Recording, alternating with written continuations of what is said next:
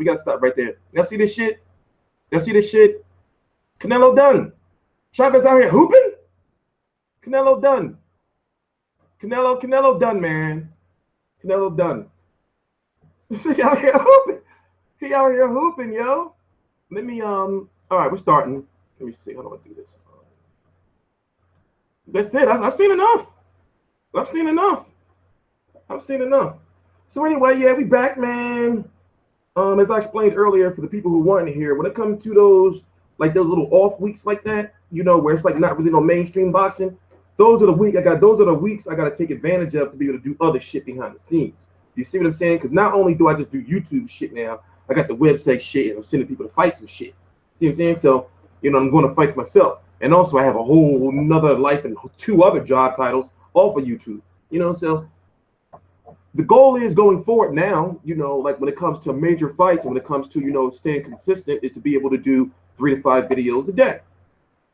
You know, and that's possible. So when I'm watching Ricardo Mayorga versus Julio Zepeda fights, and when I'm paying for Roy Jones versus Bobby Gunn, that is my job. So you can't really count me. I understand when people say, man, I'm not watching that shit, or I'm not paying for that shit.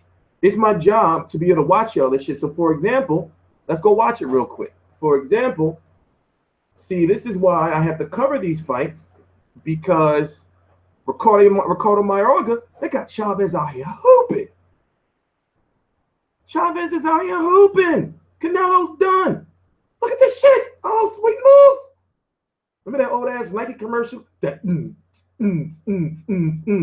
with Tim Duncan from like, what's that, like 2000? Where they was all bouncing the balls and shit, like do. Look at the moves. Oh, look, he gonna dunk that shit. Watch this. Watch this. You ain't ready. Oh yeah, but anyway, let's go back to what I was talking about. What is that? Oh yeah, so look at this crazy ass shit, right? So I know it's gonna be, now I'm fixing this. Y'all didn't even get to see it. Y'all didn't even get to see it, so now I gotta show it again. I'm gonna show it again. But anyway, we gotta back up. We gotta back up. So listen, I'm telling y'all, I gotta upload that video. I gotta bootleg your video, Chavez. He out here hooping. Canelo gonna lose. You don't see Canelo hooping? Look, dunk that shit. Ah, ref. He out here hooping. Canelo done, y'all. Anyway, this is what we're watching. So look at this crazy ass shit. And he jumping over niggas.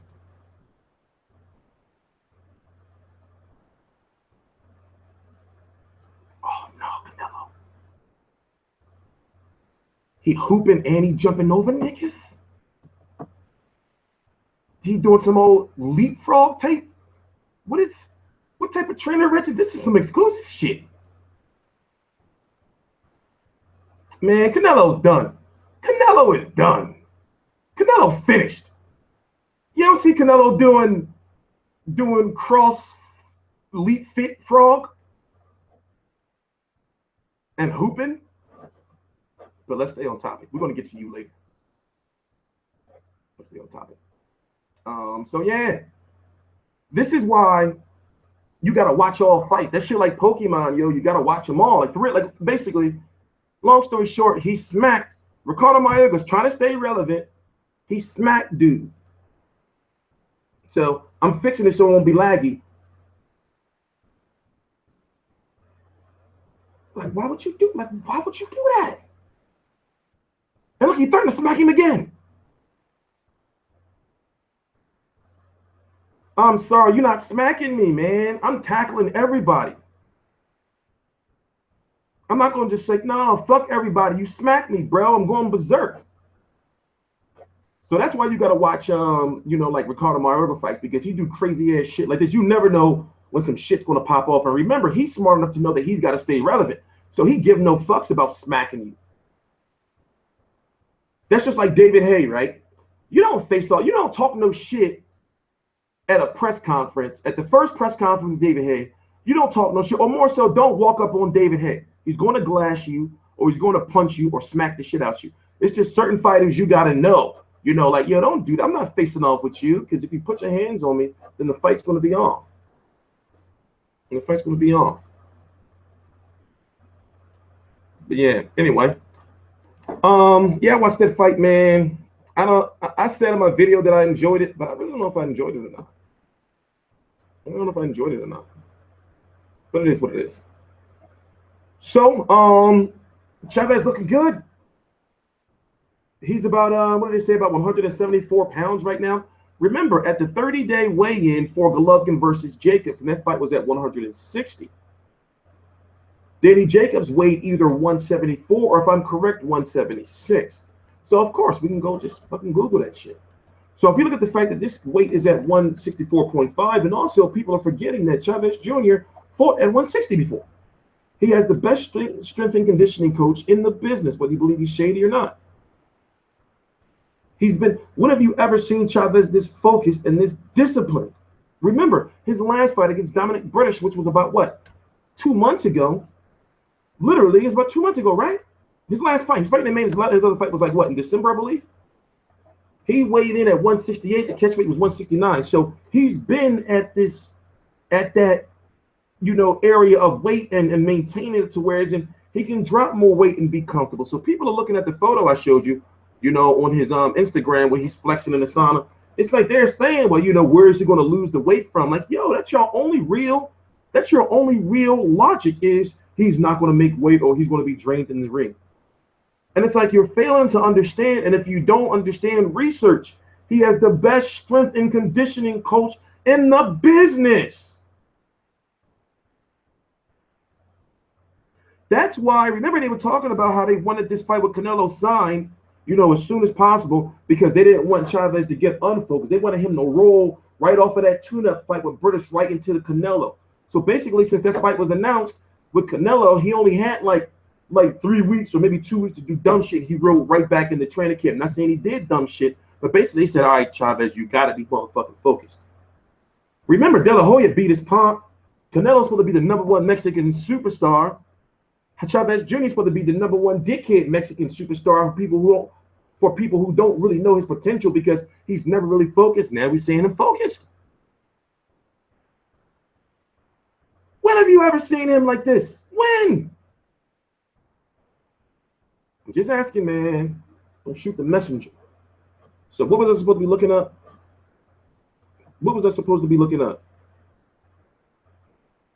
And also factor in this. What if Canelo's power doesn't carry up? What if Canelo's power? That's what I'm concerned about. Of course, Canelo is the better boxer. But what if Canelo's power doesn't carry up? Yes, he stopped Liam Smith, who was a full-fledged 154-pounder. But outside of that, he's been beating up either slower, knocking them out, like James Kirkland, or Liam Smith can be considered somewhere like mid-range. I consider that a good stoppage. I consider that a good fight. I give him credit for that win over Liam Smith. I say that's a good win for him. But when you look at it, when is he for somebody that's really bigger, stronger? And Chavez never been stopped before. He quit against Fonfara because guess what? Deja vu. What if it happens? Chavez Jr. was so used to bullying smaller fighters, he destroyed Sergio Martinez's career. In 2 rounds, he destroyed his career because guess what? Sergio Martinez stopped moving and he started chilling on the ropes. He started getting closer and closer to those ropes. We seen it coming. He started getting closer and closer to those ropes. Canelo, if you noticed, when it comes in the mid to late in fights, he started to chill on those ropes a lot more. He don't want to be on the ropes against a bigger opponent like Chavez Jr. with no rehydration clause. And people are talking like Canelo throws 5-6 punch combination. He fights in 3-punch burst. So going back to making my point about Chavez versus Fonfara. Remember, Chavez was trying to bully Fonfara. Chavez's power didn't carry up. Fonfara broke Chavez's will. When he knocked him down, Chavez was like, oh shit, you bigger than me, bro. And remember, Chavez got knocked out. His feet was like this. So he just fell over like a motherfucking tree. Went to the corner, quit. At the post-fight interview, Go to myself, he think he was winning the fight. I'm like, oh, you high. You know? So it's like, you know, it's like, I don't know, man. But see, Triple H 1200 says Chavez is going to walk into those bursts. That may be true that he'll walk into the burst, but what if they're not doing anything? Put it this way, I feel that Chavez can beat, if he's not knocked out, I even feel that Chavez can beat Canelo off of punch output. I feel that Chavez can beat him off a punch output. Because one thing about Chavez Jr. coming forward is that he doesn't stop coming forward. He's not a fighter that fights from the back foot. Canelo is the smaller fighter. So therefore, those left hooks that he be throwing, those mean left hooks, they gotta be, he's got to alter them a little bit to land them on a higher Chavez, who doesn't fight small, by the way. Chavez fights tall with the high guard. You know, so those are things you got to factor in, man. What you mean Chavez is a joke in Mexico? He got those major crazy cartel connections, bro. He was just sleeping in a trap house like 4 months ago. He was just in the trap. You gonna tell me some you tripping? Everybody, listen, from what I understand, everybody's saying, well, you know, Chavez is gonna be weight drained. Everybody's saying Chavez is gonna be weight drained. I don't believe it, man. I don't believe it. Like I said, just factor if that power don't carry up, man. What if that power don't carry up? But yeah, you know, I think this is one of those fights. I think it's going to do it. Put it this way: this is one of those fights that if it doesn't do 1 million buys, you know how people have been saying pay-per-view is in trouble, and it is. You know, but if this fight don't do 1 million buys, then yo, pay-per-view is, you know, put it this way: this fight better do, and this is kind of low for a fight. This fight better do 800,000. I don't want to hear no 750K. This fight better do 700. No, 800,000, man. 800,000. Yeah, but here's the thing. You got this, right? You got Chavez Jr., right? Mexican. He motherfucking quit against Fonfara. But then you got Canelo, who gave his motherfucking belt away. And people he said, put it this way. He said, no, we don't fuck around. While Golovkin was in the ring and then gave him his belt. Like 2 weeks later, you see that big green poster from the WBC with Golokin sitting there with the fucking green belt on that they digitally placed.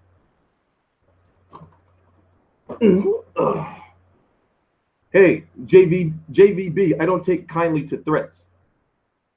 So I think I told you I gotta start blocking assholes like you now. But I'm gonna let you chill. But remember, as I said, if y'all gonna troll me, spread the trolling out. You see what I'm saying? Like, do like 2 troll posts, like back to back, and then do like another one after, like you see like 40 other comments or some shit. If you're gonna troll me, spread that shit out. You know? Because then, truth be told, that means you a hoe because you're trying to get my attention. You see what I'm saying? If you keep posting shit, you're like, oh, he saw me. So spread that shit out. You see what I'm saying? But anyway, like I said, man, we're gonna see. So the fight is 33 days away. I'm hyped. I'm really pissed off that there's not an HBO 24/7. You would think that for a fight like this, they would have an HBO 24/7. You see what I'm saying? They got this. There is an HBO face-off. It's on April the 19th. It's on April the 19th. There is an HBO face-off. Or is it May the 30th? I don't remember. There's an HBO face-off. I did the video, but I forgot. There's an HBO face-off. That should be pretty good because you know Chavez like to talk shit. Now, I'm not going to Vegas. I haven't decided yet. I have about 10 days to decide if I want to send somebody to the fight tonight. About 10 days. But I'm going to talk about that in a minute before I go into Golovkin versus Jacobs. I'm pissed that they don't have an HBO 24/7. This is one of those fights that need like at least 2 episodes of HBO 24/7, right? You see what I'm saying? I want to see all this shit Chavez Jr. is doing in camp. You see what I'm saying? I want to see all this shit. You know, I want to see, you know, how I'm talking about, like, he seems to be more focused. I want to see Chavez Sr. chain smoking with a smile on his face, like, yeah, my son is finally, you know, I want to see him talking shit about De La Hoya. I want to see them show those flashbacks of De La Hoya versus motherfucking Chavez Sr., you know, and then put a little story together on how this fight with Chavez Jr. is important with Canelo because of his father. I want to see all that shit. So what the fuck were they doing with this? They dropped the ball with this, man. So what they do is they have this Mexican show. They have this. They have this. Yeah, UK face-offs are the shit. Those what they call it? They call the gloves are off with Sky Sports Johnny Nelson. That's what I call him, Sky Sports Johnny Nelson. You know, shit be going the fuck down over there in the UK. You know, they got lightning in the bottle over there. They got to keep that shit going because you never know when shit gonna pop off. You never know when shit gonna pop off. But yeah, HBO dropped the ball with not having an HBO 24/7 for this fight. Like, what the fuck is going on? Don't get me wrong. I'm gonna watch that little, you know, Mexican, you know, heritage. By the way, I found out that this was about a month ago. I found out that I was half Irish, half Negro Mexican, and half black from Ancestry.com. But so you know, I'm really going to be now. I'm gonna really be supporting my Mexican brothers, Mexican half brothers. But anyway, I'm gonna be watching and covering that little Mexican heritage boxing show that HBO has on. But it's like, yo, no, HBO 24/7. Now you know Showtime, they would at least have like some type of web series. You know how basically what Showtime did, they did something smart. They did the all access for Thurman versus Garcia on on YouTube and social media. Even though they weren't like 30-minute, I mean 10, 15, 20-minute episodes, you know, still it was like good content. So it's like HBO's dropping the ball with that, man. Yeah, on May the 6th, I'm gonna have some Tecate. You know, I ordered a even though I have Amazon Prime, but they said it wouldn't be here until like I think they said like April the 17th or some shit. But I ordered one of those, what's those Mexican blanket rug things that every Mexican I heard is supposed to have? Like it got like a powerful like bird or like a bear or a wolf, you know, one of those blankets. So I got one of those. We got some Fight View 360 gear coming that is Mexican themed. You know, so I'm going to be having, no man, Uncle Johnson, no, but nothing's fucked up with your audio, bro. Chill. I got some surprises coming for you. No, it's not a poncho. It's like it looked like a rug, but it's not, but it's a blanket. You see what I'm saying? And it got like, it usually have like 3 animals. It'll have like a hawk, then it have a wolf, and then it have like a bear, and they all like looking powerful and shit. You know, so I heard you gotta have one of those. I've been eating a lot of Mexican dishes. It's called, Diego Garcia said it's called a cubertor. Let me see, let me look that shit up. I think I'll be lying, motherfucker.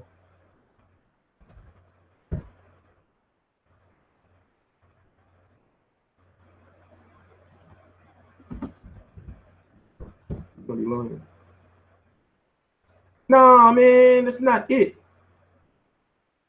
That's not it. That's not it. Man, get out of here. But yeah, let's move on to the next topic. People were sending me pictures of it. What's the status of HBO budget? Yo, listen, man, it's like this. This is the way I feel about HBO. They're not helping the boxers anymore. I mean, they can say they're helping the boxers by having the network and, you know, being the number one as far as unless it's on free TV, as far as, you know, paid subscription boxing service. But it's like when you're not airing shit, or when you're picking which fights you're going to televise and which ones you're not. You know, and I'm talking about, for example, who was the last person they did it to? I can't really count Kovalev, because remember that fight? Was that fight with Isaac Chilemba on HBO? Because if I'm correct, I remember I have to watch that live on a stream and it came on HBO later. But basically, I guess the point I'm saying is, the point I'm trying to make is, you know, going back to the HBO 24/7 issue, it's like, you know, you're cutting the budgets in the wrong ways. You're cutting the budgets in the wrong ways.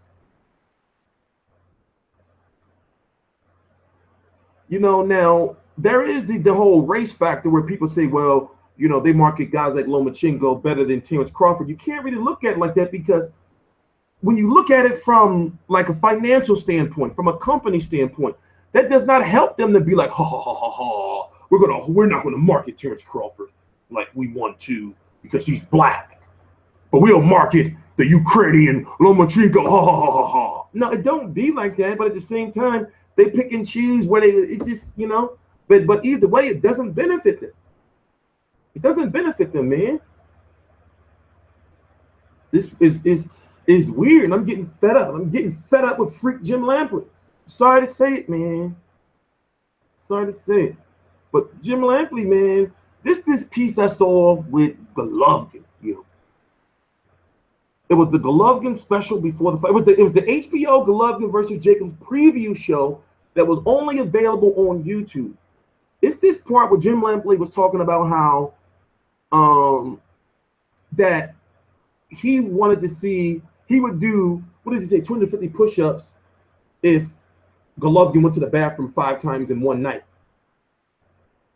And then he did like this little snicker where he put his tongue out. Like he was like, what the fuck, man? In my heart, right now, I have the urge to pull the video up and show you. I was freaked out. I was freaked out. Yeah, 250 sit-ups or some shit. You saw that shit? I was freaked out. I'm like, what? I'm like, what is this shit, Jim?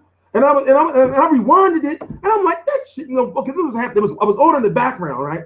So I remember I was uploading a media call, and I'm watching that shit, and I'm like, what the fuck? And I fucking hit mute, and I paused, and I was like, I started looking at that shit. I'm like, what type of shit is this? Yeah, it was because they was talking about him and Golovkin had the same birthday. So he went into like some shit like, you know, we're the same, you and I. Freak me out, man. And I like Max Kellerman. Max Kellerman cool, but you got to understand, he works for HBO. His job is to hype up HBO fighters. That's his job. It's his job. So you can't really, he can't say, well, Lomachenko, or no, put it this way, he can't go in there and say, well, Pacquiao needs to fight better competition. I understand the Jeff Horn fight is for the money. I understand that the Jeff Horn fight is for the WBO title because Jeff Horn is the mandatory, but he can fight. What the fuck? This Forex guru guy just said, TstreeT, I'll eat your ass. What the? You know what, bro? You gotta go. You gotta go. You fucked my train of thought up. What is that with the freaks in here, man? The internet is weird. What was I saying about Max Kellerman? The internet is weird, yo. What was I saying about Max Kellerman? I done forgot. I gotta go make me some more fucking tea. I'm drinking this, I don't know what to call it. It's like some old gourmet shit. I get the fucking tea bags without the string there. That's the type of shit I be on. Something about Kellerman. Nah, I don't. Shut the fuck up. Something about Kellerman eating ass. Yo. No, I'm not gonna say it. You know what I was about to say, right? How Kellerman be having that little issue that be on. It's not my place. Let me leave that alone. That shit be popping up on major fights. That shit be like, just pop up on him. Who still drink 40 ounces? You drinking 40 ounces? Well, your name is Mac 10. So, of course, you're still drinking 40 ounces. Of course, you're still drinking 40 ounces. Tim Loma Pack, going the best in the division. Yeah, I blocked him, yo. He had to go. Oh, basically, Kovalev versus Ward 2 is done. We haven't heard anything officially. Of course, Andre Ward is likely want to be the one to announce it, and Rock Nation want to be the ones to announce it first. That's how it works. But yeah, despite what they're saying in social media, because Kovalev already signed his part of the contract, and then Andre Ward had to sign his part. It's already been pretty much out there now that the date is going to be June the 17th on HBO pay-per-view. But then they're talking about Cotto coming back on June the 24th. Now, here's what I think is going on with the Cotto situation. Even though he's guaranteed $15 million, for a fight from HBO, I believe he's going to have one fight when he's going to probably maybe 1.5 to 2 million or something with some type of deal he's got with Rock Nation. He's going to fight one fight on regular HBO. That's the fight I believe they're talking about. He's going to come back in the summer, and then that fight where he's supposed to make that guaranteed 15 million is going to be like sometime in the winter or so. Because basically that's been a big holdup on why Cotto hasn't been able to get a fight, was because they had to find an opponent worthy enough for him to be on pay-per-view to make that 15 million. You see what I'm saying? So I believe Cotto's next fight is going to be on regular HBO, and they're really trying to build up that fight with him and Marquez. But Marquez wants to take a tune-up fight. He's going to take a tune-up fight, even though he's got that bum-ass knee and he ain't fighting, 2 years now?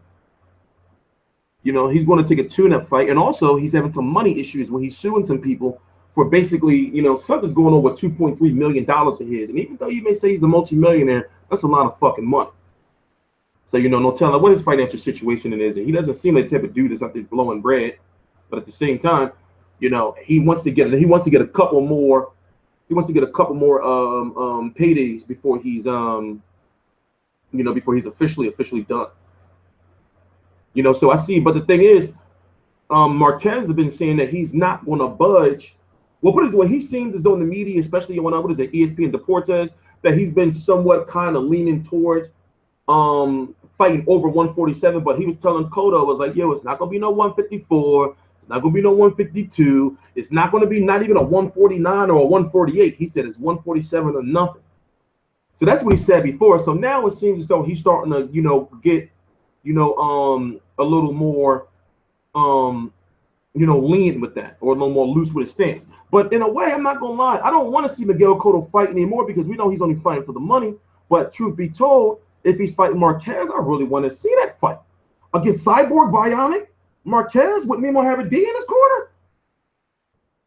Marquez is a scary dude, but don't get me all that piss.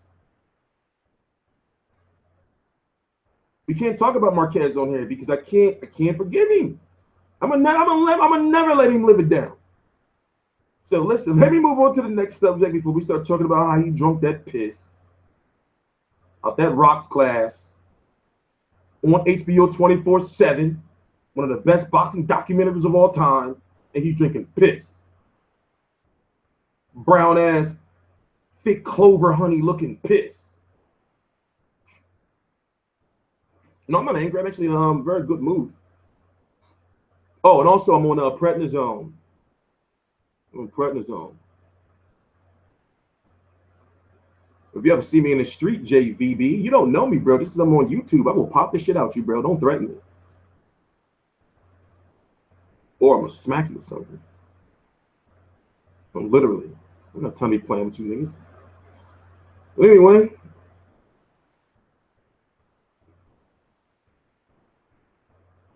What's going on with Chris Eubank? I need to figure out what's going on with him with his IBO, his coveted IBO title. Oh, next on the subject. Let's talk about Oscar De La Hoya and this whole Golovkin situation. Listen, I'll get it like this. Okay, put it this way. He's saying that, well, look at Golovkin. We knew. I talked about it right as soon as the numbers came out. We knew that he was going to throw in Golovkin's face. Oh, well, how can you say you want 50-50 from Canelo? How can you say you want 50-50 from Canelo, but you're only bringing in under 200,000 pay-per-view buys? But at the same time, we knew that pay-per-view was going to do that. And Oscar De La Hoya, they know that. That's why Golovkin's team, they want to get all four of those belts. So therefore, when Canelo moves to 160 and he has to fight at 160, he has to fight for a title. So it's like this, right? I don't like this game that Oscar is playing because it's fucked up, because when Oscar was fighting, he fought the best, even though he lost all of his big fights. Remember, Oscar went all the way up and got knocked out by Bernard Hopkins. I think he's thinking about that shit. I think that shit is haunting him. I think he's like, listen, Canelo, remember, I got hit with that body shot. That was the worst pain I ever felt in my life. I was rolling around on the ground and shit. We're not ready for you to fight him yet. So let's get this big money from Canelo, even though Golovkin thought it'd be some big money, but nowhere near as big money as fighting Chavez. Well, let's stay away from this Golovkin motherfucker right now. So you got Canelo on some shit like, listen, I'm a fucking Mexican warrior. You know, I really don't believe it's Canelo. I just think it's his team. It's like, yo, bro, don't really think you ready for that shit. But however, they could feel like, okay, well, look, Danny Jacobs survived, but Danny Jacobs came in fucking damn near 190 pounds. And he hit the canvas, but then he got hit the canvas. He got up like, oh shit, that shit ain't nothing like that for real. At the same time, I'm not gonna test it, but that shit ain't nothing like that for real. You know, so it's like this, like you already had him drop his title, and the way he dropped his title, he went down in weight, and it's like this. We knew he was gonna have trouble making 154. So it's like, bro, you got butt ass naked on the scale, dog. We know you're not supposed to be at this weight. You got butt ass naked.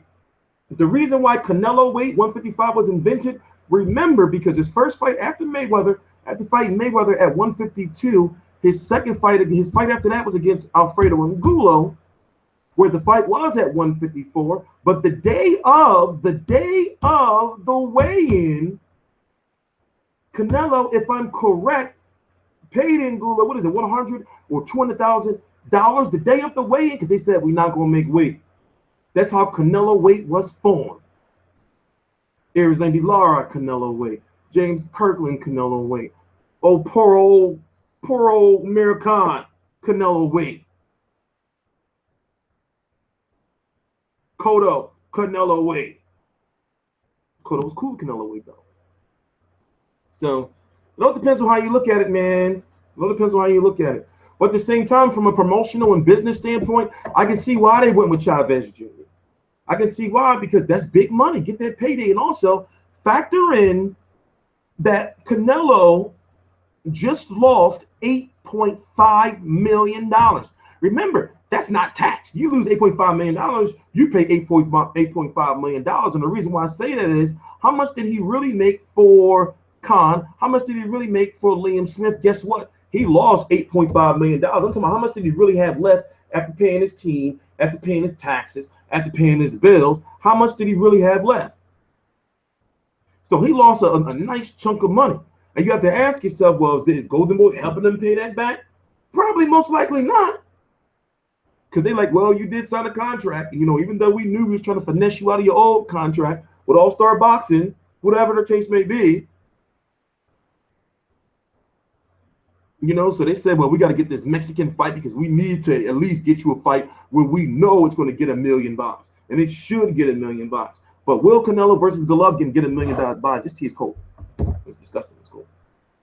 Will Canelo versus Golovkin really get $1 million buys? I don't think so, truth be told. I think that's like a 700,000, 800,000 pay-per-view buy fight. That's a successful fight for pay-per-view. But I really don't think that it does no $1 million buys, man.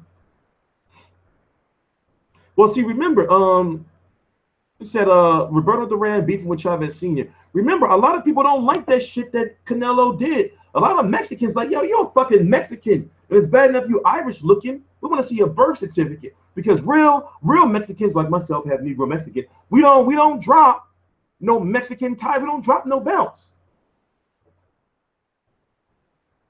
He gonna drop his title.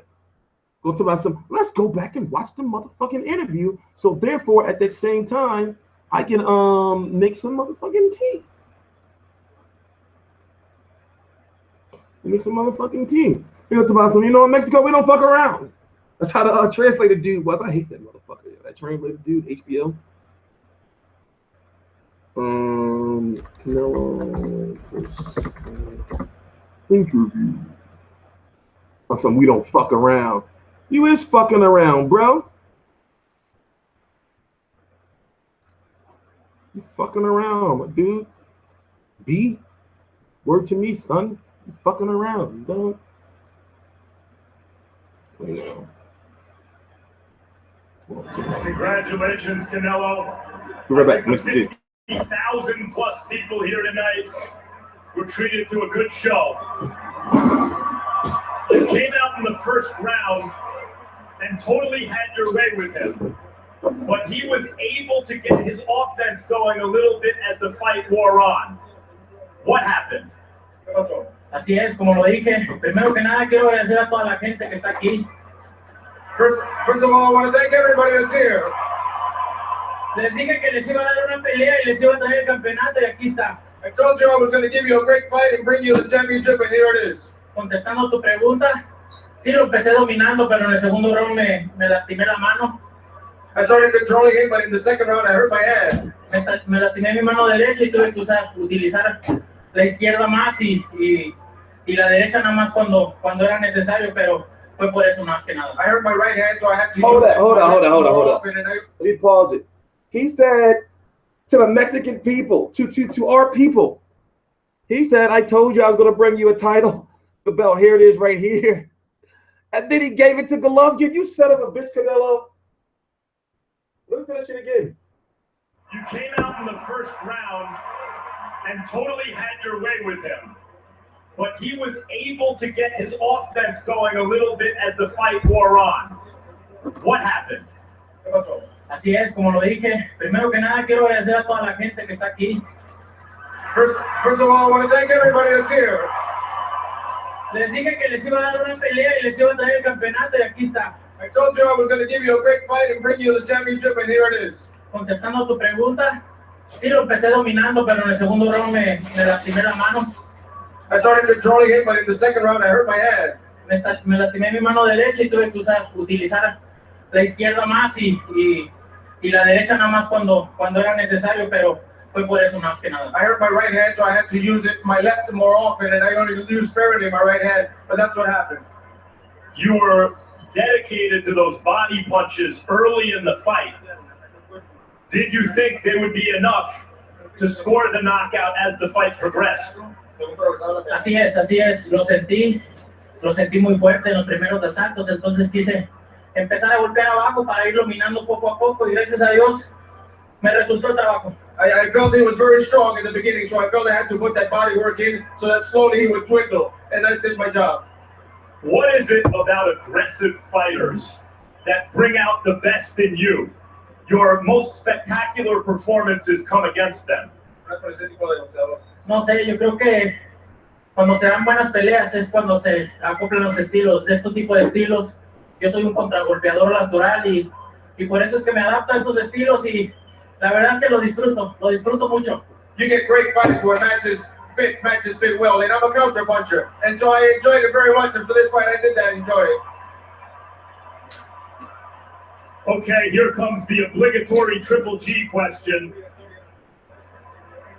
which you're going to be asked at every fight until that fight happens. Last fight, he also has an aggressive style that promises to make a great fight with you. After your last fight, I asked you about him. You said, I don't mess around, I'm paraphrasing. And while no one questions your willingness to fight, your promoter seems reluctant to make that fight right away, and you seem to be going along with that plan. I think the boxing world wants to know why. Mira, yo no le tengo miedo a nadie. You know, I fear no one. Yo nací para esto. Y aunque no le guste, mucha gente no le guste, yo soy el mejor boxeador en este momento. Give Max credit. I was born for this, and even though many people may not like it, I am the best fighter right now.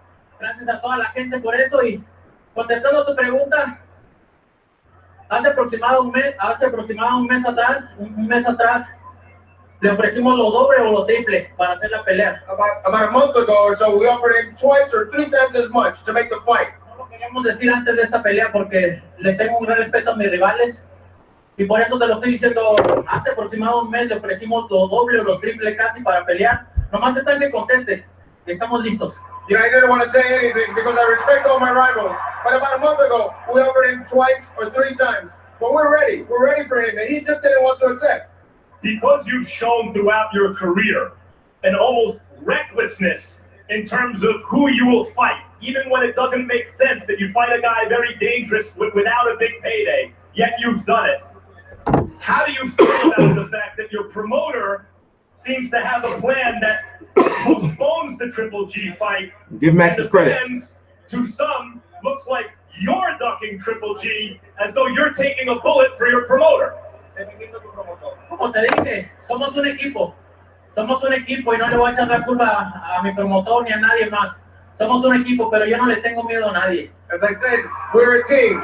We are a team, and I'm not going to blame my promoter or anyone else, but I fear no one. Yo a mis 26 años he peleado con los mejores del mundo, he hecho historia. Y como lo dije, a muchos no les va a gustar, pero soy el mejor peleador del momento ahora. ¡Y viva México!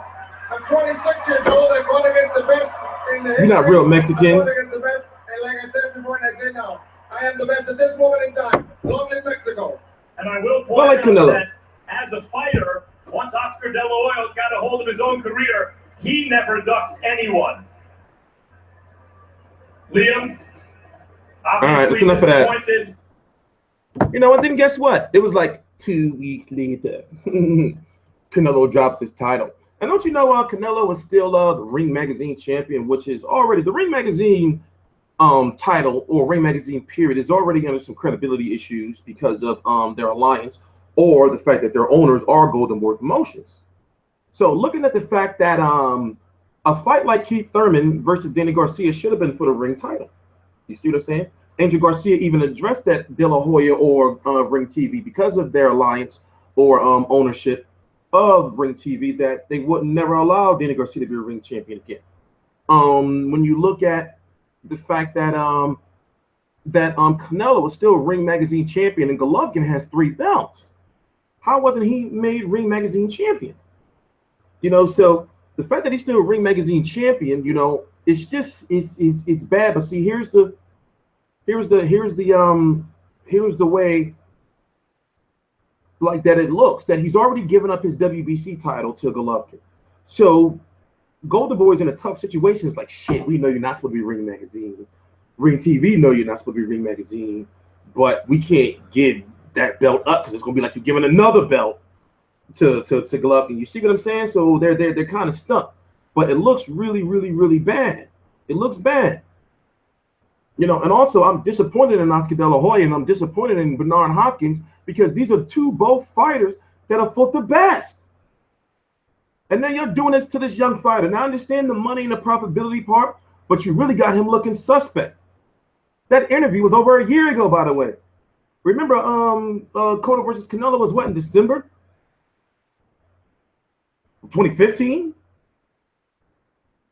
He went on to fought a smaller fighter, and Amir Khan, then went down in weight and had to get butt naked to fight Liam Smith. Mm-hmm. Whack. Whack. It's whack. It's whack.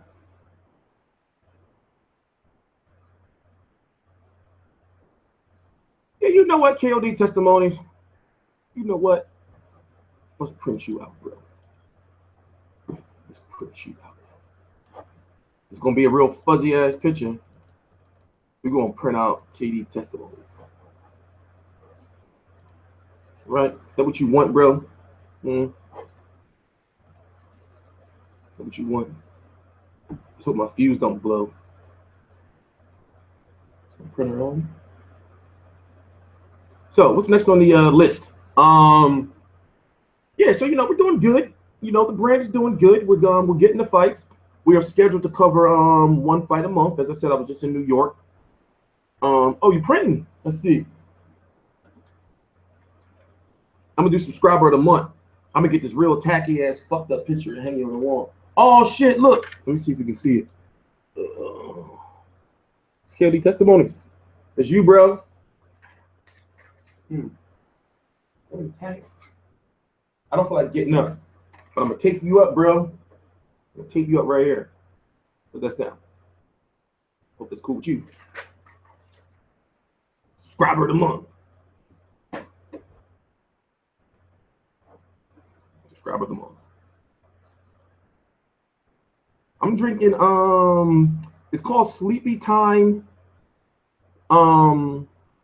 pomegranate with a dash, just a dash of baking soda, squeeze of honey, and some lemon juice, but I got the lemon juice and a little lemon thing. See what I'm saying? So yeah, no, what it does is the sleepy time tea, because I have like anxiety and shit, it gets me like calm down. You know? Gets me like calm down. Also, the tea is very good to start the day off because it breaks up like, you know, the mucus and everything with the asthma and all that shit. But yeah, moving forward, as I said, so far we are on pace, and I'm not going to die this time because that almost dying shit hurts, man. So I'm making sure I'm pacing myself. I'm doing it right. I am going to be at Berto versus Porter. As you know, I was really, really upset and pissed off I didn't make it to Thurman Garcia. That would have been the biggest fight I've ever been to in my life. And I got sick and pissed on myself on the day to the fight. I don't want to talk about it, still get upset about it. But at the same time, I did some good work that week to prove that I belong. So I'm kind of happy with that. What else? As you can see, we've already started our coverage for Brook versus Spence up in Sheffield. We're going to have our correspondent at that. What else? Also, sometime next week or the week after, sometime soon, I know I'm going to be in New York for whenever the Crawford versus Diaz press conference is announced. So I'm going to be going to Crawford versus Diaz. So basically, I'm going to be going to one fight a month. You know, one fight a month, and then having people going to one fight a month. And not to burn myself out, I'm going to keep it at that and not trying to be getting to all these different fights. I'm going to keep it at that, and we're going to grow from there. What else? And so I said in May, we have somebody at Brook versus Spence. I'm going to be at Crawford versus Diaz. In June, there's a Philly fight I'm going to. Hank Lundy is headlining that card. And Cotto's return is supposed to be in the Barclays Center. You know, but that's not confirmed yet. In July, we're going to have somebody at the Frampton fight. That's going to be up in Belfast, and it's rumored to be in some 20,000 seat stadium or 20,000+ seat stadium. And we're going from there. You know, so and then in the fall, whatever that September fight is, I'm on pace to finally be able to get to Vegas. So everything is going smooth. Now, when I go to Vegas, I'm not going out there for a whole week. I'm going out there for the weigh-in and the fight, and then I'm leaving directly after the press conference. The final press conference, or the post-fight press conference. You know, so I don't want to be out there all week. You go out there for fucking 2 days. Get the fuck out. So yeah, that's the plan going forward. But like I said, the main thing is to you know, like, stay consistent, you know? So now I'm in a position where I can stay consistent. And I got a podcast starting, but I can't start the podcast and really set up and get all the equipment I want hooked up until I get these old ass 1970s wood panels and shit taken down. So that's why I had to take off last week to get all my paperwork and all my bills and everything sorted. So now, because this is the most important room in the house where I work from. So now I got to get all of it. I want to turn, this is going to, like, basically the goal is this is going to be a modern, like, it's going to be modern panels. So it's going to look like a studio. So therefore I can actually have, like, you know, my my nice studio lights, you know, have, like, you know, boxing memorabilia and shit, like a nice, neat, you know, look. So I'm trying to get it all out the way while I have the money now. And then I'll be able to start my podcast. Because, you know, when you start a podcast, you have to do that shit consistently. You see what I'm saying? It has to be the same time every week. You know, the same time. So I have to have all my shit set up. So I can be just to come down, sit down, you know, and just start working. Then running a website, you know. So it's a lot of shit on my plate, man. It's a lot of shit on my plate. Then off of YouTube, I'm a father's rights activist. I'm a full-time caregiver. I'm a certified nursing assistant. Real rap. You know? Crazy.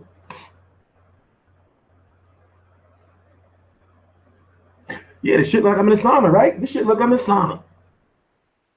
This shit look like I'm in a sauna. Once again, JVB, spread out your trolling. You're going to get blocked soon. I don't like blocking people, you know? So yeah, the goal for the podcast is, of course, it's going to be on, it looks like it's going to be Mondays between 12 and 3 p.m. And then you're going to have those ones that are going to be, then you're going to have those ones that are going to be after the fights. So you got a lot of, that's a consistent show, you know. So the goal is to have like a guest on 3 shows a month. It's 4 weeks in a month to have 3 guests on a month, you know, people that are relevant to whatever fight is coming up. that week. You know, so that's what I've been doing, is doing like a lot of networking and also letting people know, more so boxers, when I meet them, let them know, you know, for example, I've given out like 500 business cards already, you know, or close to. I have like 20 or so left.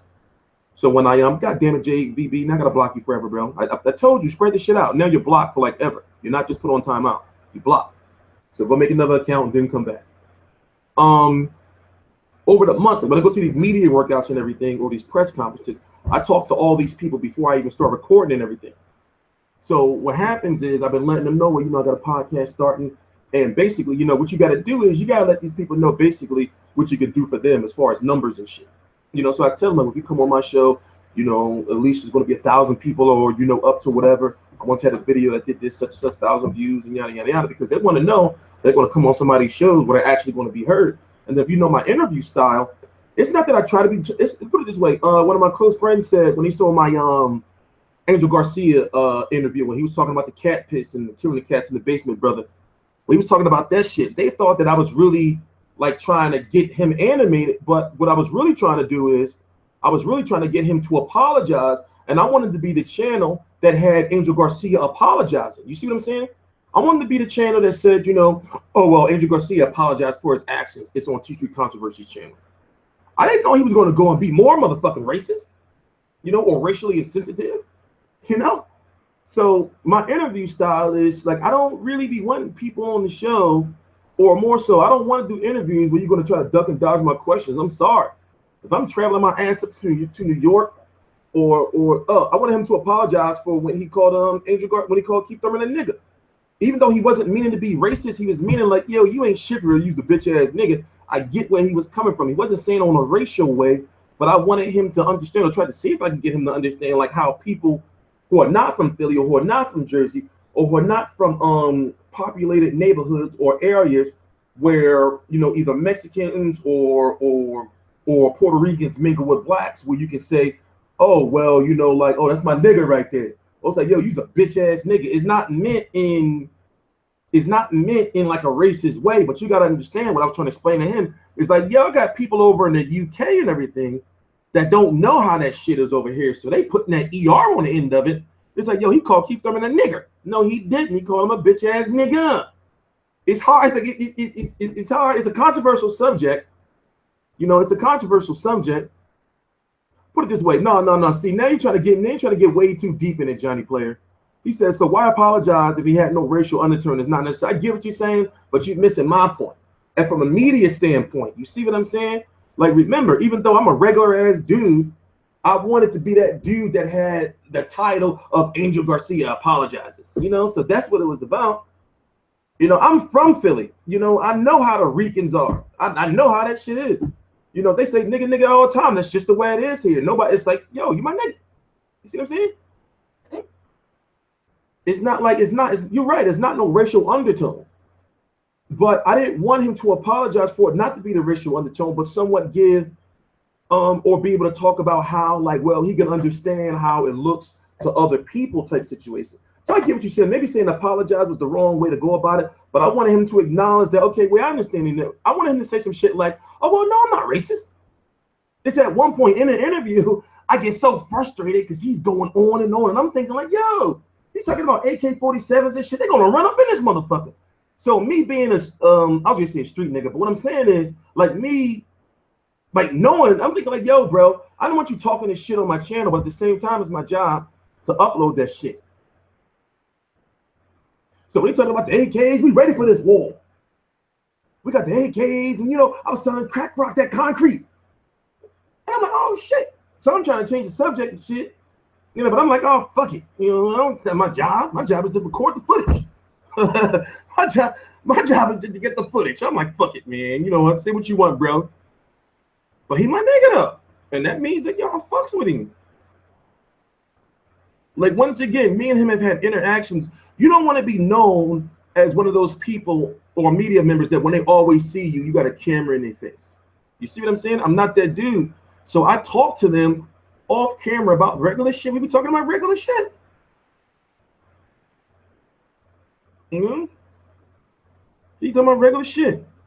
And also, he is his fight. In a way, he's not being disrespectful. But it is his it is like his responsibility to sell his son's fights because Dana's not going to do it himself. So that whole nigga shit sold the shit out of this fucking fight because Danny Garcia was the villain.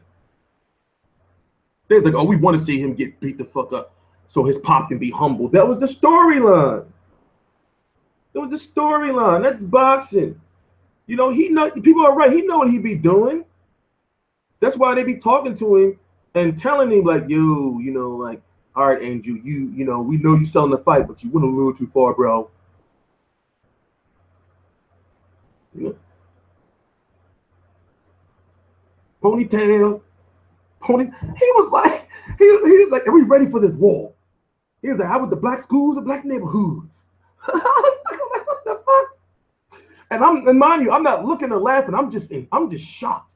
I'm sitting there with my brand new selfie stick, and I'm sitting there like looking at him like, oh God. And I keep saying, oh God, and I put my head down because he just getting, you know, he gonna talk about some, and you know, Zach, Judah tried to kill us.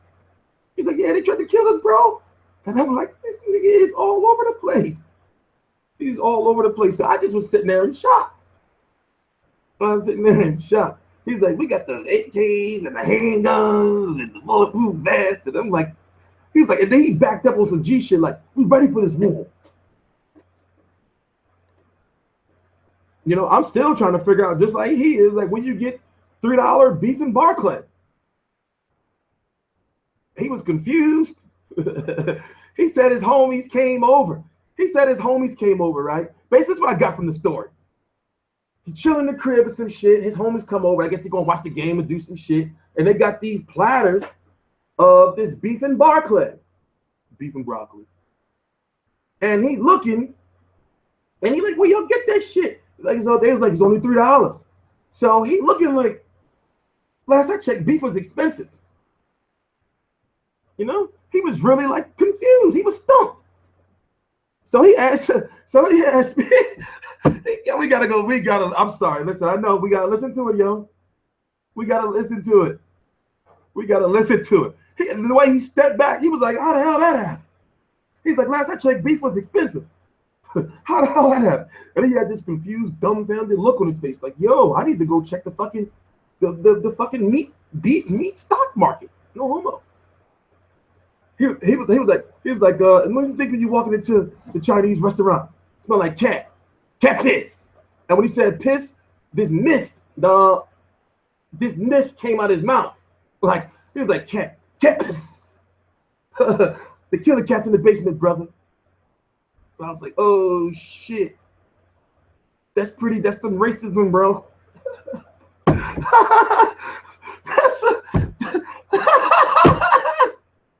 Oh my God, that's some racism, bro. Oh my God, that's some racism, bro. That's some racism, bro. Oh, we gotta listen to the interview, man. That's some racism. I'm in a good mood today. All you gotta do, listen, I made it. So all you gotta do is type in Angel Garcia cat piss. All you gotta do is type in Angel Garcia cat piss or Angel Garcia $3 Chinese beef. I be doing crazy ass shit like that sometimes, yo. Just type in Angel Garcia cat piss or Angel Garcia $3 Chinese beef. Or $3 beef. I was cracking the fuck up because remember, when I did the interview, I didn't grasp what the fuck was going on. I didn't grasp what was going on in the interview until after I got home and I'm editing the shit and I'm like, what the fuck, man? And because remember, I'm interviewing him and he went into this tangent and I'm just like, oh my God, this shit's fucking crazy. We gotta listen to this. This is classic. We ready for this war. I went to black schools, black neighborhoods. It's time to clear the air, man. There's been a lot going on, and I'm gonna get a lot of shit if I don't ask you. So I'm from Philly. I know you're not racist. No, listen, brother. No, I know. I was born in Puerto Rico, came to America when I was 6 years old. I lived in recent Lehigh before that neighborhood where it is today. There was still Polacks in Germany. Okay, I went through hell. Racism in this country. My parents couldn't even speak in front of nobody Spanish. So you speak English. And I couldn't understand what was coming around. And I used to whisper because of Spanish in public. Whisper to us. I couldn't even get free lunches in school. They were free. That's when there was 15 kids in the class. That's fucked Why up. do you think I didn't get free lunches? Because I was Latino. There was no Latinos in this country when I was here. That's when 20th and Green down there was all Boricuas. And they took them all out. Now it's the suburbs up there. Okay? I went through racism in this country. I grew up in black neighborhood. I went for pipe, they for pipe, they for okay, that's where I'm from. That's black neighborhood. I went to black schools, black neighborhoods. So how the hell am I racist? I fucked a couple black girls. but do you understand, like, to people, for example, in the UK? For example, to people in the UK or the people in Australia. Mm-hmm. Come on, how you gonna give it to them dirty or water and then drink? They dirty, they racist too. So when you call, how many champions in Europe? American champions. How many people on Star Promotion in Europe? American champions. And they don't know what they're supposed to. Yeah. How many you see? That picture on Instagram, Explore page a couple days ago. 20 Chinese champions. How many Americans you see on that? So, but do you understand, like, how? I'm Chinese restaurants around here in the hood, Chinese restaurants. Go see their apartment upstairs, see their rent. Empty pigeons live in because they scared to rent to the blacks and the Latinos. And you don't know what the hell they sell.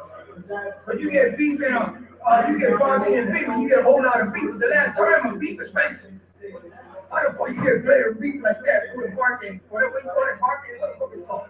I'm Puerto Rican, see? You beef for $5, you get a whole bunch of beef for $3. How the hell that happen? When the steak is expensive as hell. Come on, man, you walk into these motherfucking Chinese restaurants like a cat. Like a cat pits. Kill the cats in the basement, bro. I know.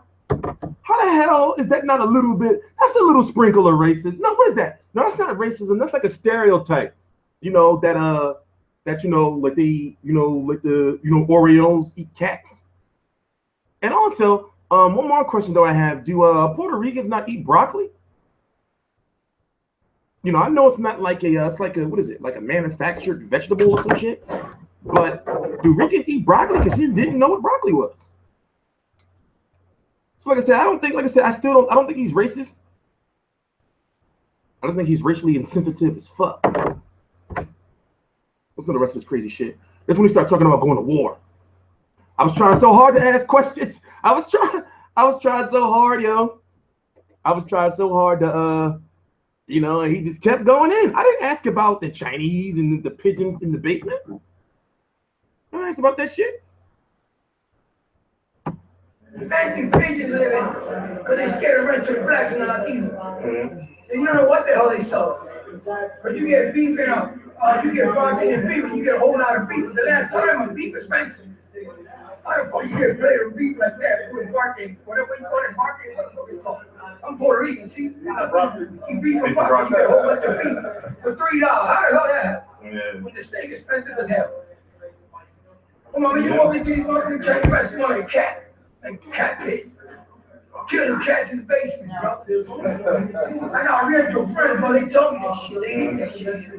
Well, thank you for Call that. me, bro. I'm drink everything. So listen, I'm trying to, as you can see, I'm trying to like change the subject because he already said he got homies that eat cats. Y'all didn't repeat that? He already said he got homies that eat cats. He said, I got friends that eat that shit. They tell me about that shit. It's something. Listen, this is a crazy ass mother. This guy's crazy. I'm Puerto Rican, see? You beef for barking, you get a whole bunch of beef for $3. How the hell that happen? When the steak is expensive as hell. Come on, man, you walk into these motherfucking Chinese restaurants like a cat. Like cat pits. Kill the cats in the basement, bro. I got real to a friend, but they told me that shit. They ain't that shit. Well, thank you for Call that. me, bro. I'm drink everything. They call me back. I'm a beer racist. I'm a beer. We got AK. We get ready for this war. But my team, we got AK-47. We ready. We got fucking ammunition. The motherfuckers want to go to war. We got guns too, and we ain't scared. We ain't scared, and we're not trying to threaten nobody, but we getting ready for the revolution too. We got guns, we got AKs, we got machine guns, we got all this shit. So as far as Keith Thurman is concerned, you wasn't trying to, be racist Listen, towards brother, he said, I was humble, I spoke, Daddy spoke.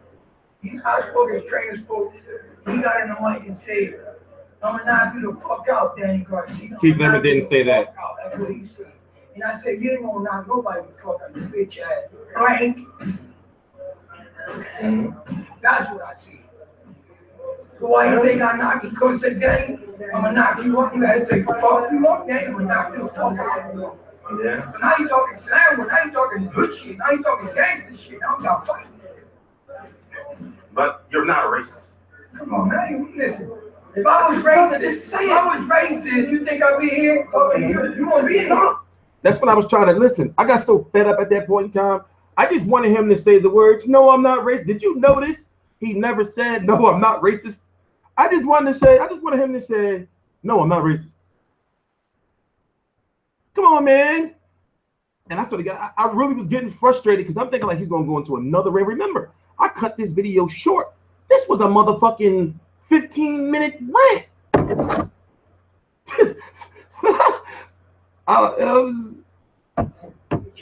Right? That's what I see.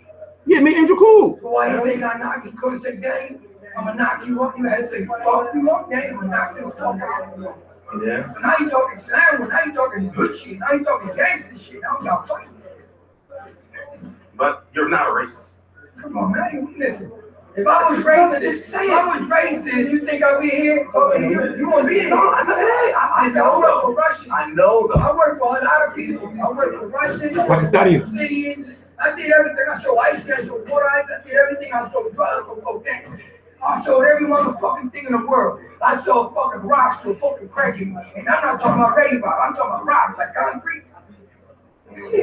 Yeah, I sold motherfucking rocks. That's enough. That's enough of this nonsense, this mess. That's enough of this mess. What else is on the on the schedule? We got about half an hour left. We got about a half an hour left. I'm gonna still got some more paperwork to do. I'm gonna play some video games, man. I ain't playing no 2K, no fucking UFC 2, no fight. I ain't playing my game in like a couple weeks, man. This whole thing is going on with Golokin versus Saunders. The fight is pretty much done, I guess. I don't like how De La Hoya is trying to, stop Golokin from getting that belt, saying some shit like, well, if you fight in June, you can't fight in September. It's like, come on, man. You just don't want him to get that fourth belt. Or you don't want Billy Joe Saunders to get all four of those belts. Come on, man. Come on. P-Rod on the schedule. What about P-Rod? Is he back? He's been retired for a long ass time. I remember he was supposed to fight Golovkin that year after he fought Jacobs. Yeah, I still got my framed photo of Al Heyman. I'm just not hanging shit. These are panels. You see what I'm saying? I can't hang shit on here. So the wall I get next, basically, let me show you. I'm gonna show y'all now. I'm getting this shit all around. It's not as expensive as I thought it was. It's not as expensive as I thought it was.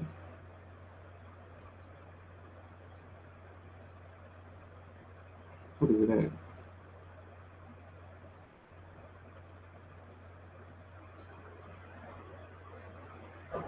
I'm getting this shit right here. This is not the exact one. I don't feel like pulling up the exact one, but I'm getting this. I'm getting this all around, but it's the darker. You see what I'm saying? And I'm getting a TV. Can you see it? Can you see my mouse pointer? Well, I'm getting a little 20-inch put like in. It's not, it may seem like it's a lot of money, but it's not. For example, I can just get the one side of the wall that I shoot the videos on, but it's not. I'm having a TV, so therefore I'm able to show live clips that are not like laggy. So we're working, but I got too much shit on my plate right now. So basically, I want to have it done by the summer. So I can, or early summer, so I can, start my podcast. I'm not gonna start my podcast with my shits like this. Makes no sense. But I'm getting hungry though. No, I'm not. No, hell no, I'm not doing that shit myself. I don't feel like all that measuring and all that shit. They said I already had it priced. You know, they said they can take anywhere from 3 days to a week because not only do they have to do this, they have to change the doors and they have to the floor, change the floor. So it's not really a lot of work for somebody who do this shit for a living. You just fucking take the old panels down, measure the shit, slice it up right, and fucking put the shit back up. You know? No, I'm not doing no green screen shit. No. I'm not doing no green screen shit. No. I'm getting basically the whole point is you see this space right here? I'm gonna have a TV like right here. You see what I'm saying? So therefore, if it's some highlights or some shit, just like I do with my TV, I can control from my phone and pop up right here. You see what I'm saying? And you get to see it like in real time without lagging. So if we want to watch like a post-fight interview, now I already did like a lot of I talked about it before. I might as well like say what I did, but I've been in constant communication with Showtime and HBO over the last couple of years, and it took a while for them to really get back to me. But basically, I want to make sure going forward. As I said, I know I can't catch up with my competitors as far as subscribers with just doing videos. I had to find a way like to leapfrog them or to go to a next level above them. So that shit took you 2 years to plan. You see what I'm saying? That's why I wasn't doing videos like that. Like I keep saying, it may seem like it's easy, but it took me a whole year to learn how to build and run a website. Even though I didn't build the website, I paid somebody to do it. But still, it took a long time to learn that shit. So basically, what I've been doing is I made sure I got like my professional like email and business and everything set up, and then I've been in back and forth with HBO, Sky Sports, and Showtime about making sure going forward people understand what my mission is, and that's to sell fights and to promote fights. So therefore, if I want to use y'all shit, I don't want y'all copywriting me, especially when I'm not doing it, to fucking, I'm trying to promote fights. So like I said, I got some real innovative shit going on, but I gotta really, the main thing I'm dealing with right now is being organized. You're saying I gotta make sure everything is organized. So that's why, like I just bought a fucking house, So I gotta make sure everything is organized. So therefore I'm able just to this was a big step to having like a place where, or get my life situated to whereas all I have to do is just, like take care of my pop and do paperwork all day, even though it seems like a lot, but still I get to work from home, so I get to do what I love, which is covering boxing.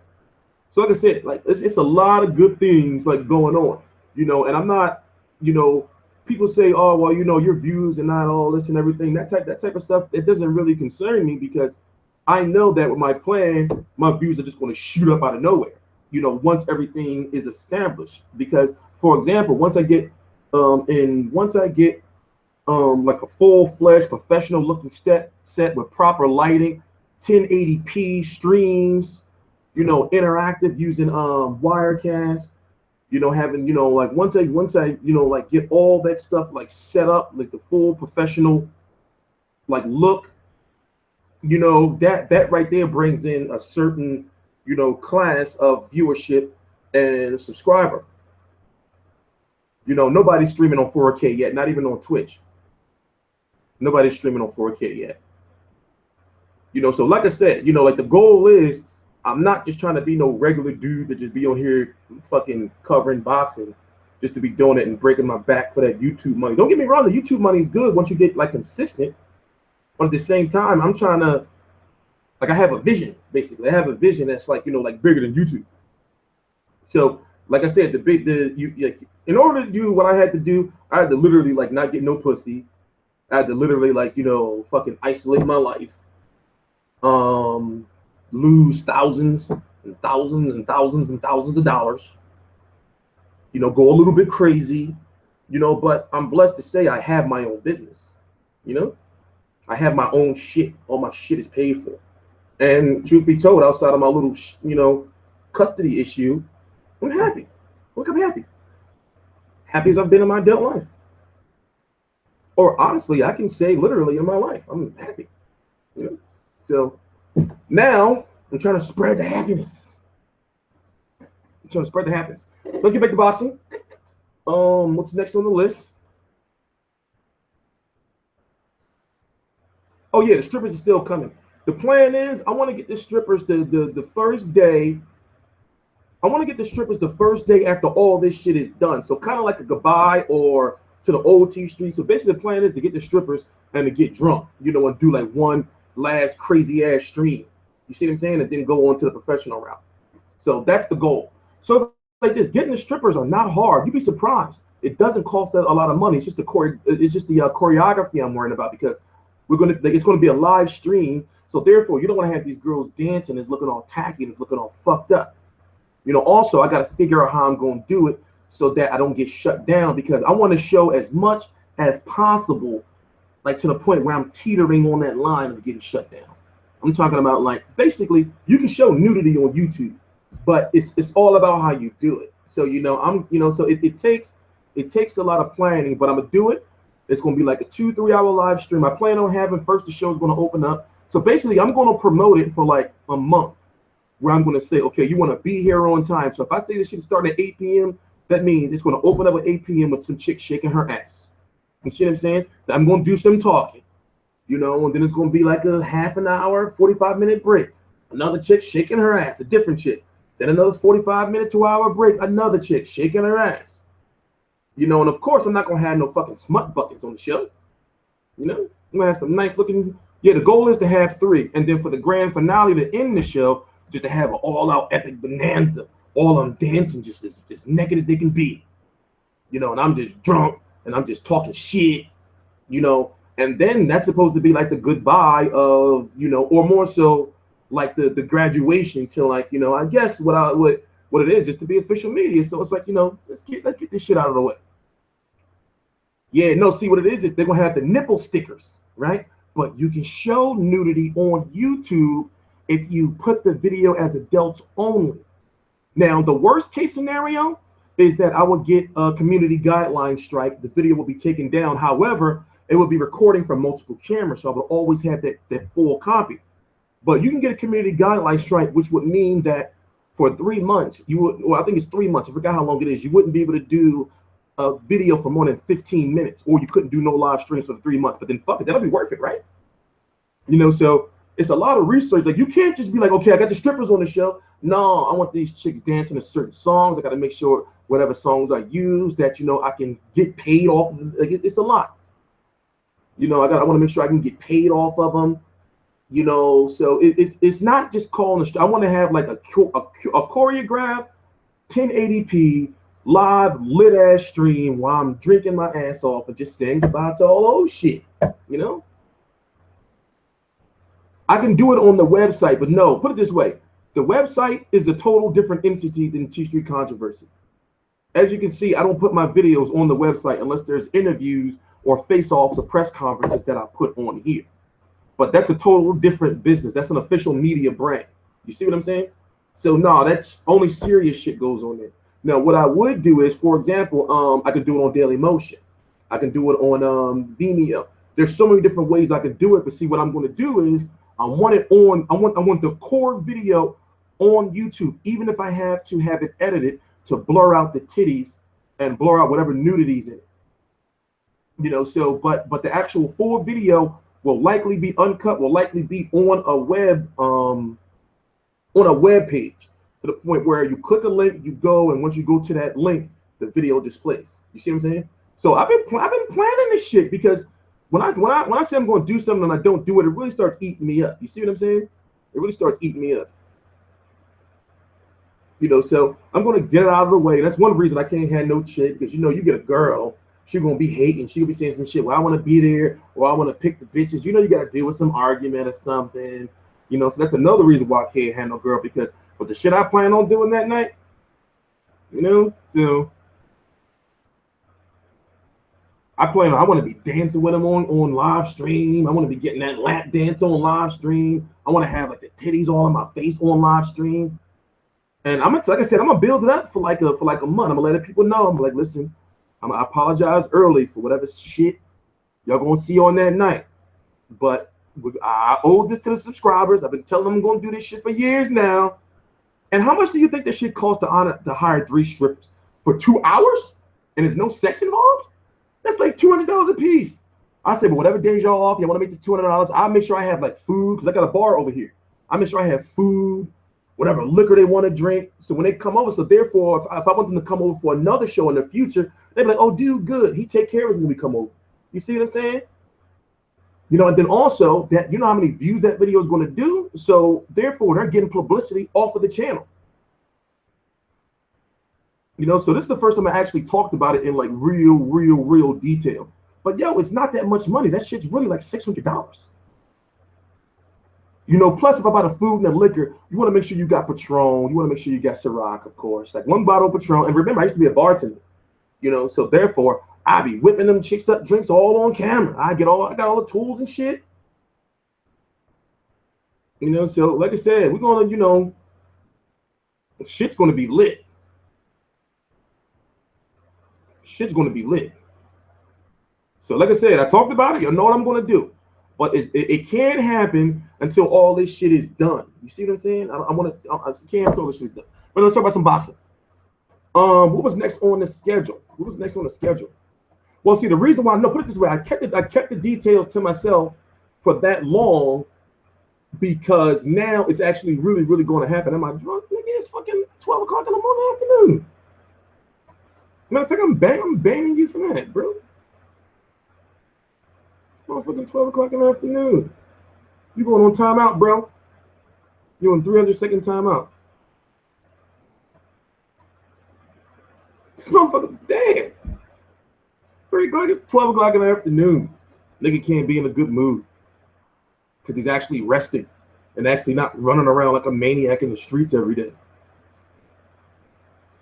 No, I can't have no thought strippers on the show, bro. I can't have no thought strippers. I can't have no thought strippers. Yeah, we got KLD testimonies. Subscriber of the month. Where's he at? Here we go. Subscriber of the month. I'm gonna hang him up right here. Hang him up right here. Subscriber of the month. What else is on our list? Oh, that Mayweather versus McGregor fight is close, man. It's getting real close.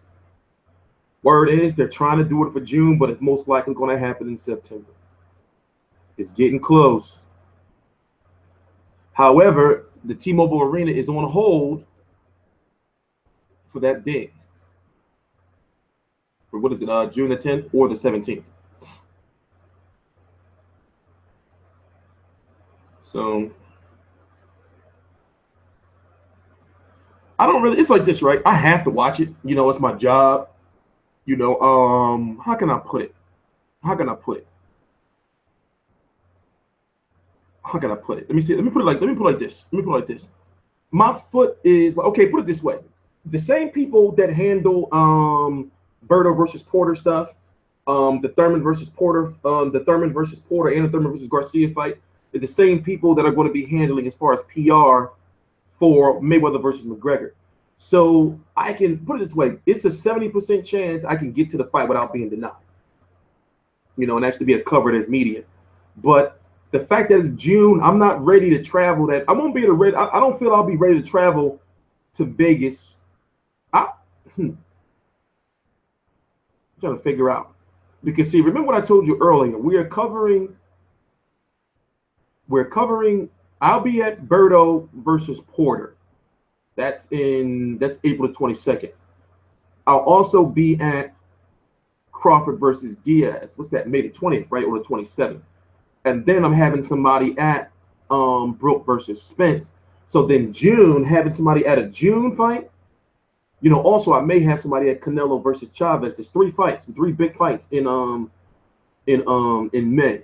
So being able to cover that Mayweather fight, I understand what you're saying. Well, you know, those other fights are not as important as Mayweather versus McGregor. I get what you're saying, but the fact that those fights are in May, we've already started like the process of being able to cover those fights as media.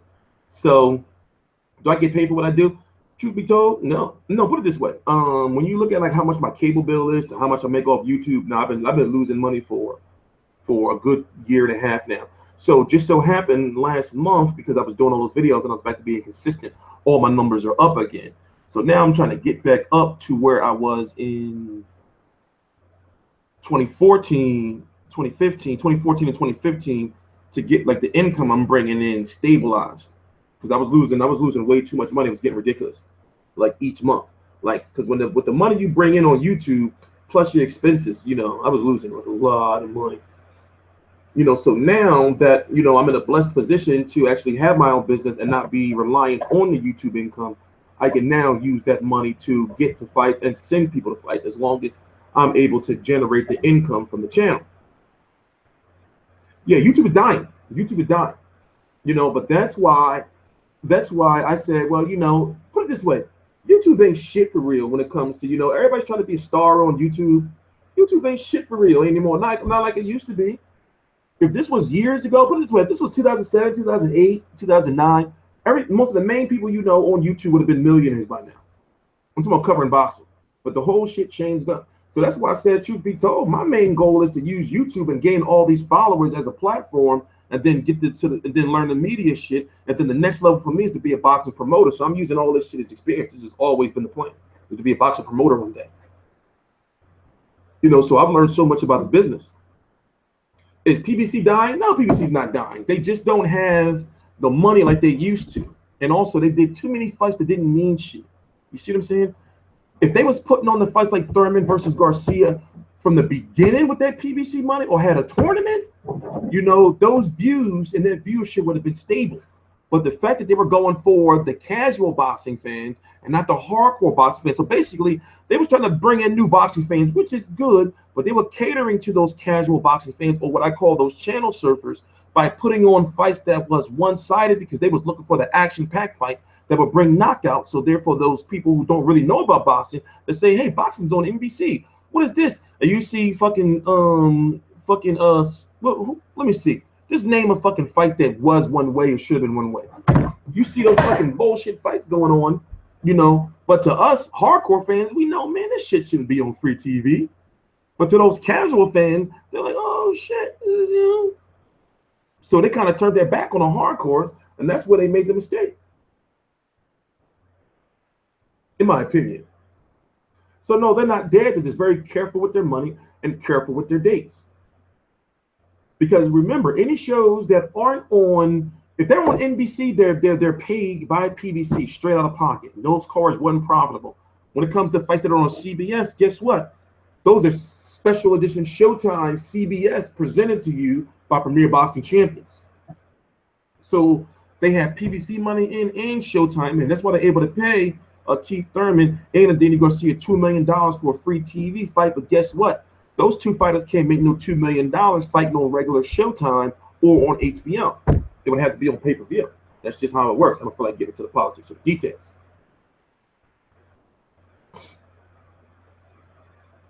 It's just how it works. So we got about 26 minutes left.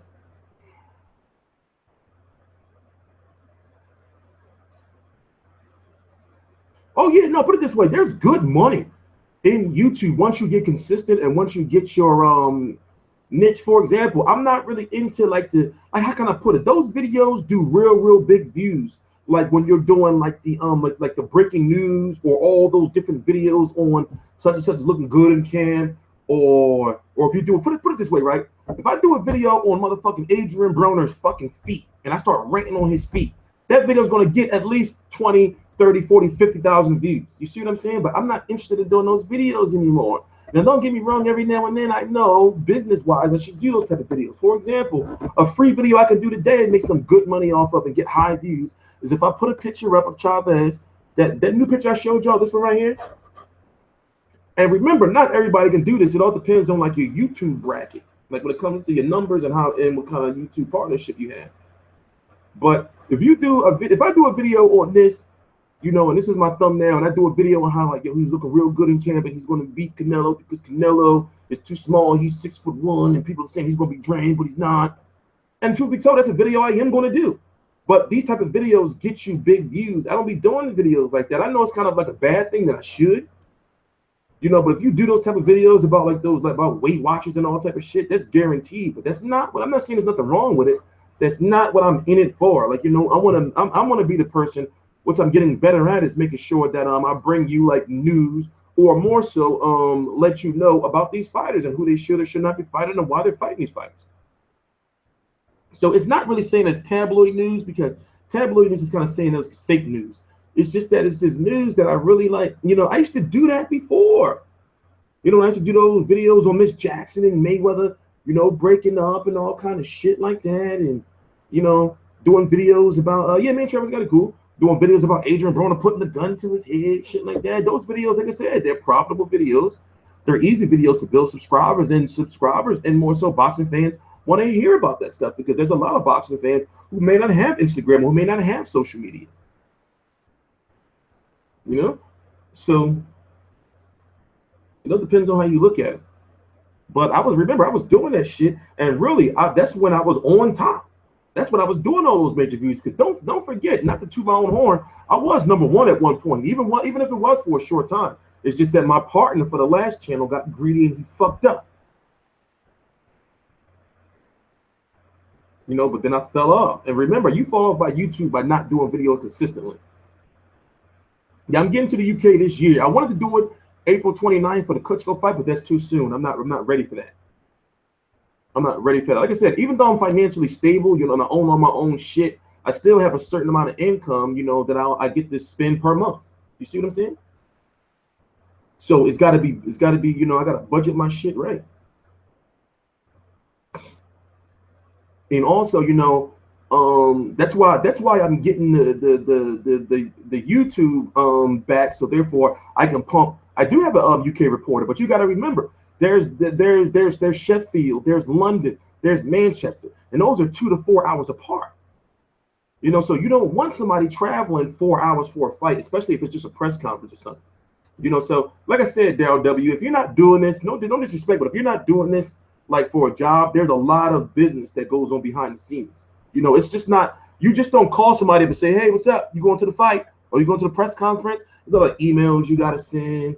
Sometimes a lot of phone calls, motherfuckers avoid your phone calls, or if they're not getting back to your emails in time, there's applications and shit you got to fill out. It's not just about, you know, I understand I'll be making that shit look easy, but that shit's not easy. That shit is not easy. And then remember, you know, you got to compensate these people. But remember, the people that you compensate, you want to make sure that you're doing a good job. So I'll say this. If you're interested in helping out in any way, shape, or form, contact me at editor@fightview360.com. That's EDITOR @fightview360.com. So it's like this. When somebody emails me and they say, well, what you paying? I don't answer the email because it's like, yo, put it this way, the people I have on now, and even we have a large growing team. Even though they don't see everybody, we have a large growing team. So it's like this: if you do what you're supposed to do, then guess what? I have no issues in sending you to a fight. As long as you do the fucking work, I have no issue in sending you to a fight. Because I know if you're doing your work, even though you're like, our brand is not really known yet, because even though TstreeT Controversy has been around, we cover boxing as Fight View 360. You know, so but if you're doing what you're supposed to do, you know, and I know that, okay, all right, this guy is going to be good. So even though these views are going to be low for this, I know that I can count on them to do a good job. But I know as time goes on that they're going to get better and that they're going to start, you know, bringing in numbers to the point where I don't have since if I'm not going myself, and I know that you can do a good enough job, especially since I'm kind of like antisocial, a good enough job as me or a better job than me, then I have no problem with saying, okay, well, here you go, Stack. I'll get your plane. I'll get your hotel. You know, I'll make sure you're living good out there. Just get the fucking footage and get it to me back quick. There's no better way I can say it than that. There's no better way I can say it than that. Because if you're not getting the footage and everything, you know, or if some shit go down like a David Haye versus Tony Bellew press conference, somebody get punched, David Haye punches Tony Bellew, you got to get me that motherfucking footage quick. See what I'm saying?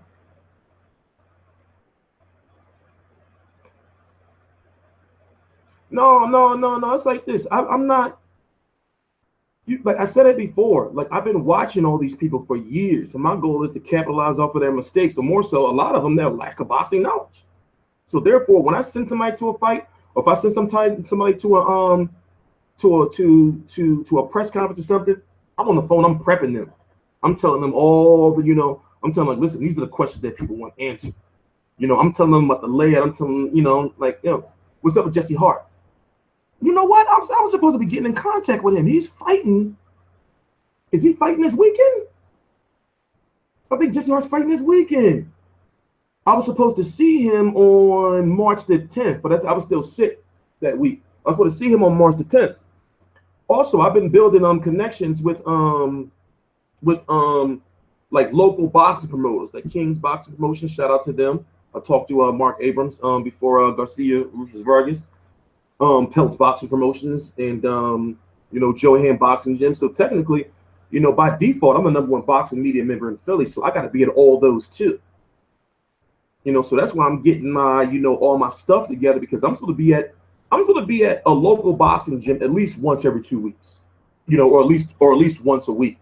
Just going in there for an hour or so, or 2 hours or so, getting some interviews, getting out, write a couple artists, put that shit up. So like I said, it's a lot, it's a lot on my plate. So that's why I wasn't doing any videos last week. So this week, after this video, I'm taking the rest of the day off, and then tomorrow, I'm going to pump out 3 videos. Tuesday, it's the press conference for Liam Smith, Liam Williams. We're going to have some interviews from that over in the UK. Have some interviews from Frank Warren. Who else is on that card? So Tuesday is going to be a lot of interviews and everything. Wednesday, 3 to 5 videos. Thursday, 3 to 5 videos. Friday's the weigh-in for Lomachenko. So there's some other fights coming on this weekend as well. Next weekend as well. And then, we, like I said, so when it comes to weeks where it's like the main event, put it this way, when it comes to weeks that the main event, the main fight for a week is like an ESPN Golden Boy card or something, and no disrespect to them, but those are the weeks that I'm really going to like take off to handle stuff behind the scenes so I don't get burnt out. Yeah, I watched the Golden Boy card yesterday. I was supposed to do a video on it, and I should after this, just to get it out the way. Just to get out the way.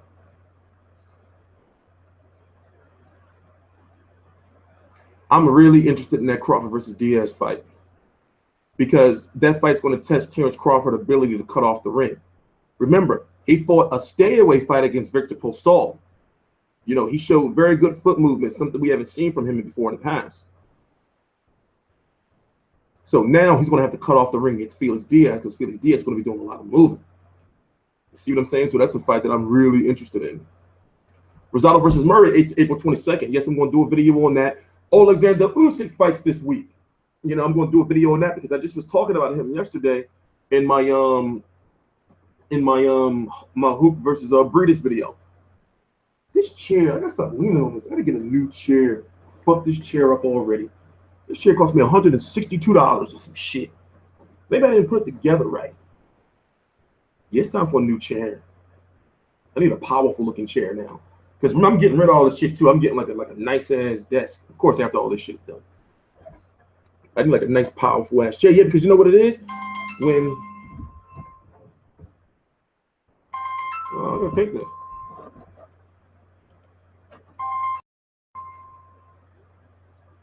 What's up?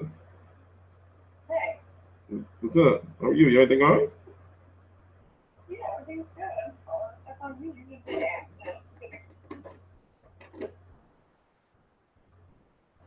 No, I didn't. You call whenever you want. So I don't be trying to intrude on your important time. I don't be trying to intrude on your important time.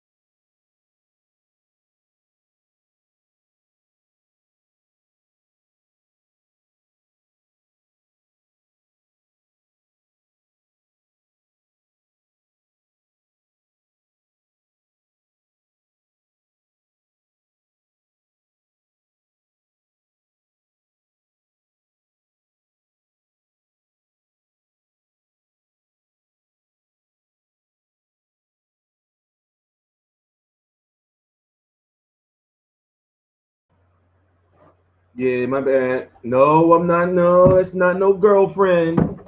No, it's mind your business. Don't dabble in my affairs. All right?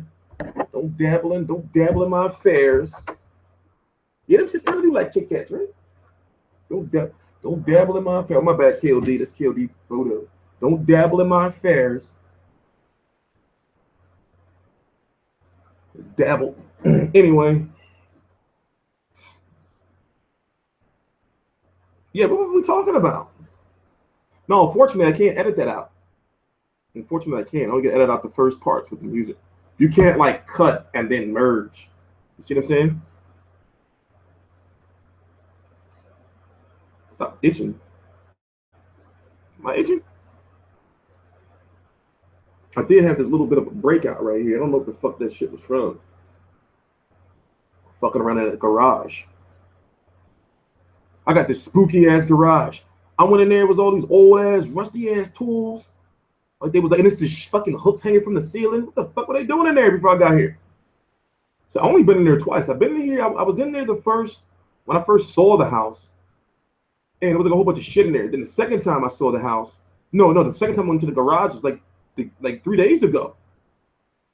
You know the neighbors I got? I got the old white hair neighbors with the big black ass glasses. You know, it's nice and quiet around here. It's so peaceful. Yeah, I was on Showtime looking all fat. That was my face, right? I was like, right? I was on Showtime looking all fat and black.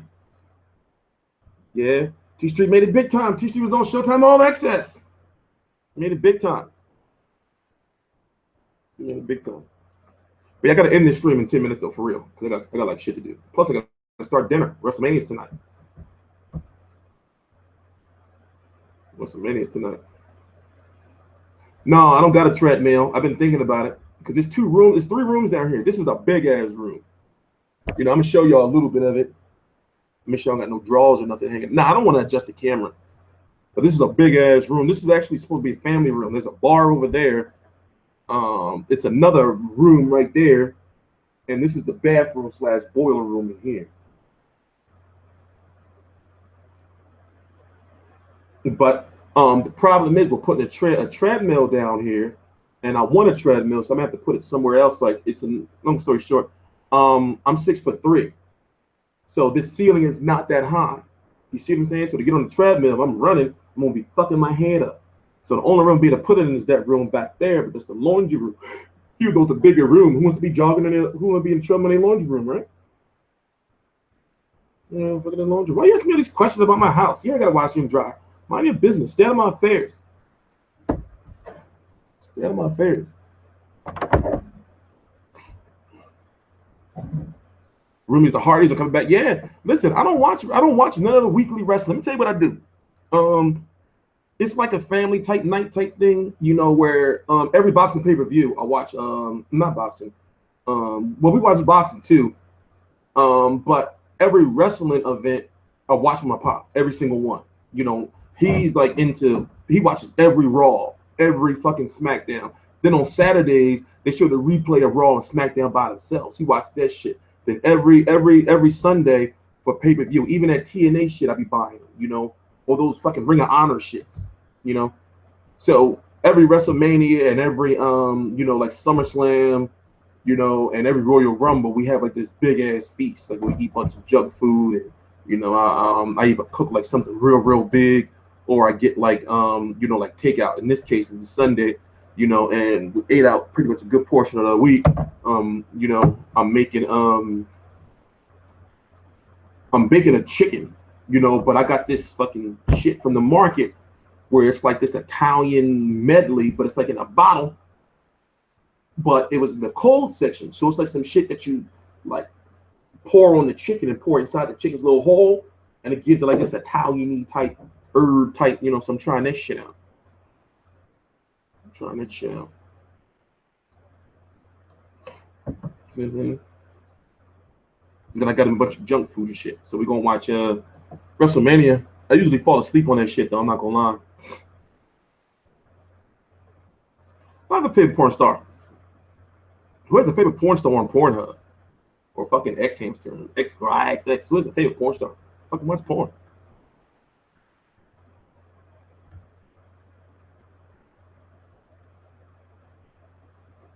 But yeah, we're just gonna bullshit around for the next 7 minutes, you know, in this stream. The stream's not gonna be replayable to watch for about another like 4 or 5 hours or so while I edit that fucking early music out. I'm gonna upload some interviews today that I did with Luis Ortiz that I didn't upload yet. We got another interview from a young boxer from overseas that I'm uploading. What else? I got some shit I gotta upload. Then I gotta put some stuff on the website, and then finally update the boxing rankings for the website. I can finally update them now. You know, update the boxing rankings in the schedule. I'm actually placing video. I'm gonna cook, put my chicken in the oven. I'm gonna play some video games and chill. Like actually have some me time. I've been doing paperwork all week. You know, I really don't get like time to be like, let me just kick back and chill. It's either I'm either watching boxing, doing something boxing related, or doing fucking paperwork. Yep, that's what I went out to get my batteries for my controller. Battery dying. We're gonna play some video games today. I'm gonna take yo. I'm not gonna disrespect you, KOD testimonies. I'm actually gonna go to your fucking page and I'm gonna get the real picture. And it's not gonna be all small. And I'm gonna take your fucking ass up. I might have a frame, fucking framer right here. I'm real rap. I'm gonna subscriber of the month. I'm gonna take one of y'all photos and hang that shit up right here. Hang this shit up.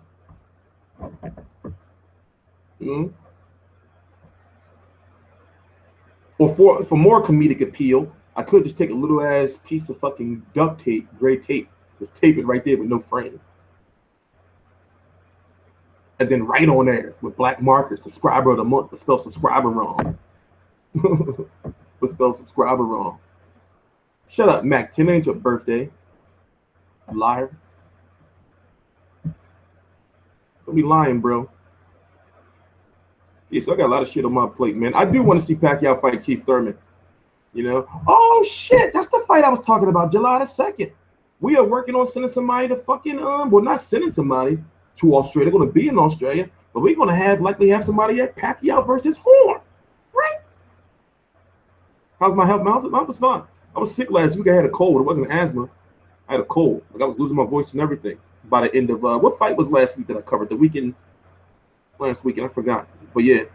So it was good that I had all that paperwork to do. And I'm doing my own taxes now. So I said it earlier in the video. When you get the blog talk up, it's going to be early summer. It's going to be late spring. When does summer start? June the 21st or some shit? It's going to be late spring or early summer.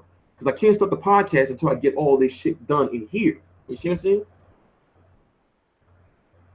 But yeah, I'm doing my own taxes, man. So that shit was really fucking with me. Like all those receipts.